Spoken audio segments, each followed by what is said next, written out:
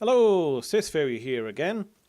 This week we're just having a look at the new Snapshot 13w02a. Before we get on to the main interesting stuff, a quick note for anybody who makes texture packs for Minecraft. You may have previously been aware that all textures load from one big file as they load from tiles. They are now each their own individual texture and they all combine together at runtime. And also now water and lava are no longer procedurally generated and actually have their own textures as well. So that's an important note to know from now on. Other than that, let's get on to the goodies. Now you may notice this lovely Roman Greek bathhouse sort of style here. These are actually the new quartz blocks. Now, if you've been following the snapshots, you'll be aware that you can get nether quartz, which is used to make the daylight detectors and the comparator block. It also now makes these lovely decorative blocks. So here we have a standard quartz block. This is a chiseled one, and it's the top of the chiseled one. And here we have the pillar blocks, and they're the top of the pillar blocks, which is quite nice. And obviously we have the slabs and the stairs as well. I'll just quickly run through how to craft those. If you get yourself 4 nether quartz in a square like that, you'll get a block of quartz. If you take your block of quartz and 3 in a row, we'll give you a quartz slab. If you go too high, you'll get pillar quartz. And if you get your quartz slab too high, chiseled quartz. And finally, if we do a step pattern, we get our stairs. So basically the same as crafting the different types of sandstone block. Now, whilst I've been doing that, you may have noticed these in the corner. This is a new little thing you can have, which is TNT in a minecart. Now, if you've actually been following any of Dinnerbone's tweets, you may have noticed some pictures with these minecarts in them. You can also have ones with dispensers in them and monster spawners, but they don't seem to have been added quite yet. But they will arrive later, I would imagine. Now, there's apparently been a slight change to trap chests. I've not been able to replicate it myself, but they say that the signal will now travel through solid blocks. However, if I look in them, as you can see, it's having no effect no matter how I've got them hooked up behind. That may just be the fact that with one person it only travels one, and unlike a lot of signals, it just won't go out the other side and may require 2 or more people. Don't have anybody around to check that with at the moment, but that may be the case. One bug that sadly still exists is this one.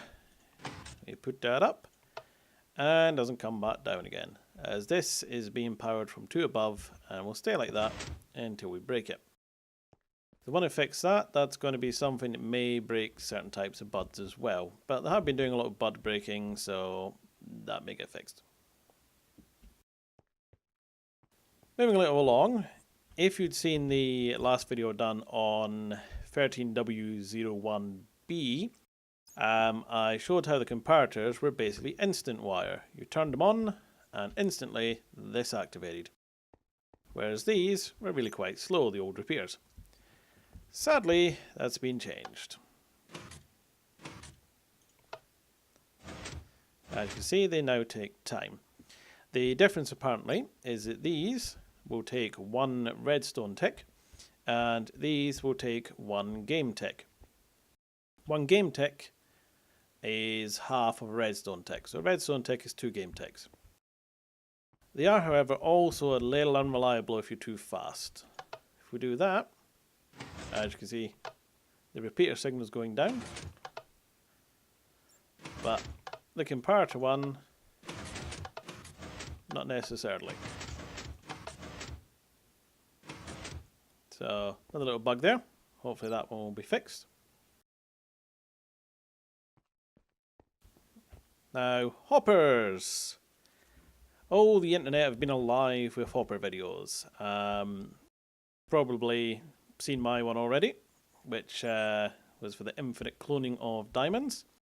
That bug has been fixed. No surprise there.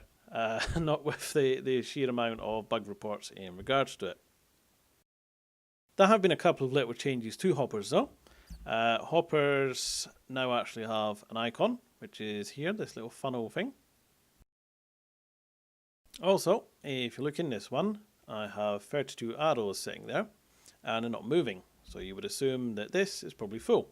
I will mention this is actually a dispenser, but at the moment there seems to be a problem with the texture for it, so it's showing up as a furnace. But if you look here, the dispenser isn't actually full. You can now control hoppers using redstone. So when you receive an active redstone current, they won't transfer items out. I'll point out this is slightly glitchy in this position, because if I was to go in here and add or take away items, that would cause that to fire constantly every time I've done that. Problem. But if we take away the redstone power and look in the hopper, there we go, and they're going down. I just put that over there.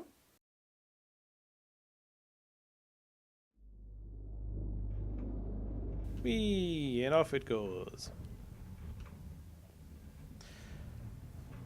Now, a couple important points about these. I will mention first off, they can be a little bit glitchy.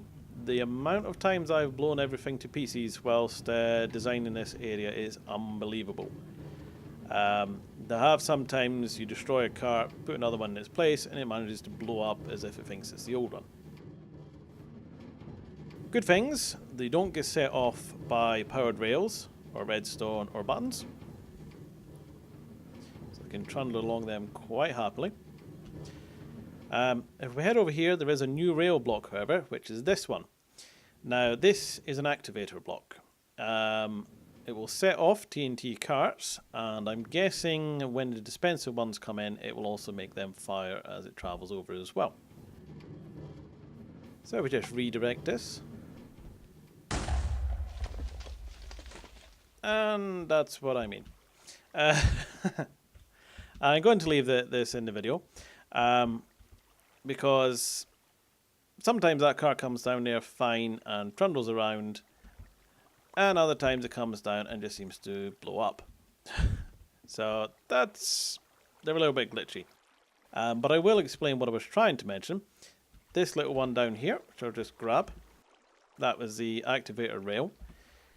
Does nothing when it passes over it, but when you apply redstone power to it, so if I was just plonk it here, then when TNT minecart goes over it, it'll blow up.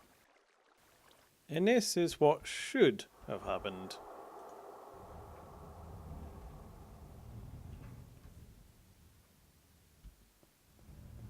Head round and round there, not being set off. Flick the activator, and boom.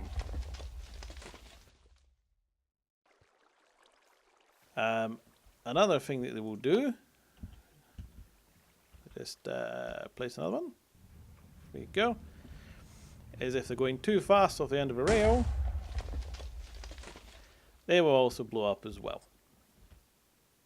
Whether that part of it is designed like that or if it's a bug, another matter, don't know. But that over there, that was definitely a bug, so hopefully that will also get fixed. And there is a couple of new glitches that have rolled on in as well. One is not new. Clouds are still solid from underneath. Quite frankly, this is driving a large amount of people spare, so you can't see anything above them apart from the sun, etc. But you can see through them from above to down below. But the new one, the lovely bug that's just come out in this snapshot, if we head over here to the generated taiga, right, if we come over here, there are great big missing chunks of snow, and sometimes these strips will be missing parts of trees as well. As you can see there, the edges are missing. Oh, I think I've hit something now. And missing strips along here as well. If we relog, they may come back. Let's just relog and have a look. Yep, there we go. But that's a bit of a weird little bug. Thankfully, it doesn't seem to actually be a generation bug. It just seems to be a display bug when the land first loads. But that's it. So that's the sun setting on this little one. And I shall see you next time. Thanks for watching. Bye-bye.